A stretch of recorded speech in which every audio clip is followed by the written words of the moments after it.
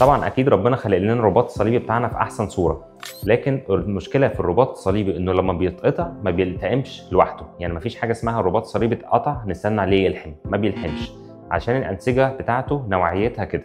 طيب الرباط الصليبي ده بيتقطع ازاي؟ ان انا انزل على رجل ثابته، يعني انزل على رجل ثابته كده وجسمي يلف. دي القطعه اللي بيحصل فيها الرباط الصليبي. النزول على رجل ثابته بالشكل ده ورجلك ورمت بعدها بنسبه فوق قريبه من 80 90% الرباط الصليبي حصل فيه مشكله.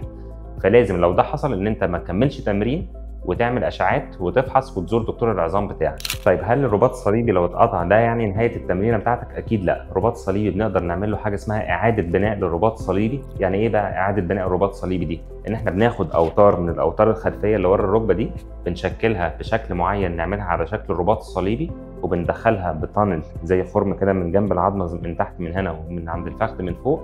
الخرام دي بتكون صغيره فتحه سنتي في كل ناحيه، وبنعدي منها الجرافت دي اللي هي الرقعه بتاعه الرباط الصليبي الجديده، وبنثبتها بطريقه معينه بزوايا معينه، والزوايا دي لازم يكون ليها حسابات محدوده علشان يبقى الرباط الصليبي الوظيفه بتاعته ترجع زي الاول. عمليه الرباط الصليبي دي بقت اسهل بكتير جدا من زمان، بتتعمل بالمنظار. بالمنظار ده يعني مفيش جراحه، مفيش فتحه في الركبه خالص، احنا بنخشها من جنبين الركبه باخرام صغيره. الاخرام دي غرزه من كل جنب، وبناخد الرقعه من الرباط الصليبي من جرح سنتي تقريبا.